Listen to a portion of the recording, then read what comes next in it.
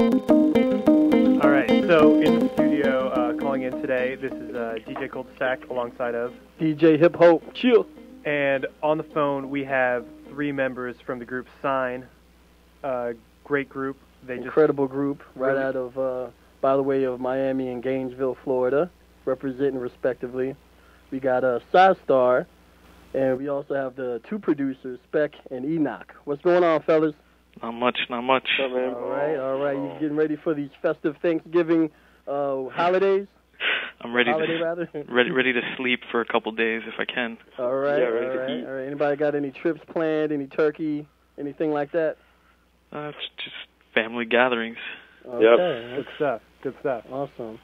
So this is our first interview with CYNE as by way of Harvard, and we just wanted to kind of start off in generally because we did some research on you fellas and wanted to find out, how did you get together exactly? I mean, it's very odd, or not odd, but unusual in hip-hop that you have 2 producers and then 2 MCs. Usually you'll have a rap group with like 1 producer and a couple of MCs. So how did this arrange? Were you like 2 different crews that started going against each other and said, okay, well, let's all get together, or was this something that just was kind of like a destiny meant to happen type of thing?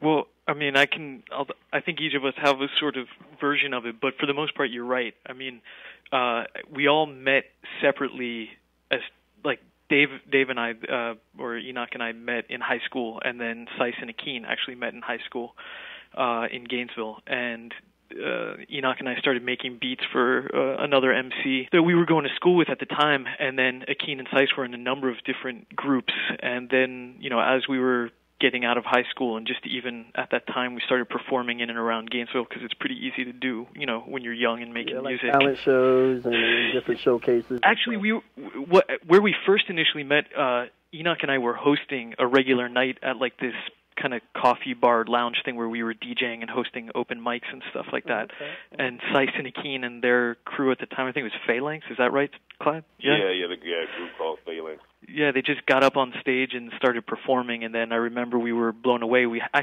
still have a recording because we used to record every of the open mics. So you got that in the vault somewhere? Yeah, it's somewhere in the vault, somewhere with Enoch rapping as well. I gotta get my hands that one's locked in the vault forever. Yeah.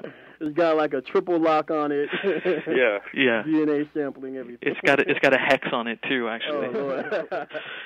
Oh, but yeah, so that's where we actually first came in contact with each other. Then it wasn't until like a year or so later that, just out of sheer necessity, that these guys needed beats and we needed MCs, because we just continued working together each separately. And then we met, we recorded our first like 4-track EP in my living room. And actually our first single ever came out of those 4-track sessions, which was African Elephants, which came out in 2001. Okay, awesome. Cool stuff. Now, kind of growing up in Gainesville, were there other people doing kind of similar stuff to you? Where you kind of stand out? Because, I mean, if you're looking at kind of southern hip-hop, I mean, I guess I'd include you guys in the South. Right. You guys are sounding way different from anything else that's going on, either modern or over the past 10 years. Yeah, I mean, growing up, there was nothing here in Gainesville as far as hip-hop goes, and that's another reason how we met Clyde and c.y.n.e is because, Gainesville's not exactly the hip-hop mecca, so pretty much anybody doing hip-hop in town, everybody knows each other. It's a very small group of people. As far as I know, there wasn't really any crews or really even any solo acts that really took it that seriously, that were trying to do something like actually put together whole albums and make something. So, I don't know. I feel like we were one of the first people that came along that actually did something as far as putting out records and putting albums out and having some sort of longevity towards it. Well, and I think another part of it is just the Gainesville community in general. And, like, for us, we were all separately immersed somewhere or another with friends or other musicians within that whole scene. I think that's what brought us out, too, is because people realized that we were totally serious about what we were doing. It wasn't just some kind of, like, one-off thing. We took it very seriously and passionately, and I think that played itself to the people that we performed in front of and that happened very quickly, too. So I think it took off in that sense, and the music community there is really nurturing. So even though we were coming sort of out of left field, just being, a non-rock act in general, people took to it incredibly well. And I think soon afterwards you started seeing, younger kids, and I'm not saying that we directly influenced them necessarily, but I think they saw that you could have a confidence in that, and shortly after there were some other crews that sort of came out and started showing that they were performing and recording. Awesome. I have two questions now. One is regarding the name, Cultivating Your New Experience. For me, when I listen to the music and watch some of the videos, it could be assumed that that name, CYNE, Cultivating Your New Experience, could focus or refer to, generally to this musical experience that you're bringing to the listener. But from what I've noticed, within the videos, there's also this visual component to CYNE, which, you have the National Geographic stuff going on. You have the directors, Michael Lahi and Michael C.y.n.e putting out videos with all these imagery. So as far as the name, do you mean like kind of a multimedia new experience, or are you focusing just mostly on the musical aspect? Yeah, I say definitely. Like it's focusing on it, like you said, every aspect, every facet of just the art. Just definitely visually, musically, philosophically, socially.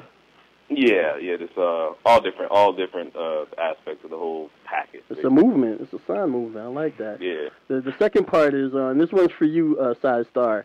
As an MC, as a fellow MC, my question for you is, where do you find inspiration working within a group? As an MC working in a group, I can imagine it can be challenging sometimes because you definitely have producers that have their own vision of where a track might go, and then you have a rap partner where you might have to also just have conversations with him on where this track might go. So where do you find inspiration for many of your lyrics? Yeah, a lot of it is like this personal takes on the things around me, and also I think that's also a challenge and a strength because we all bring something new to the table that another person wouldn't have brought in necessarily. So I think that it all just kind of comes together, and we all respect each other's ideas, and just becomes a whole just collage of just everybody's take on a certain subject or feeling.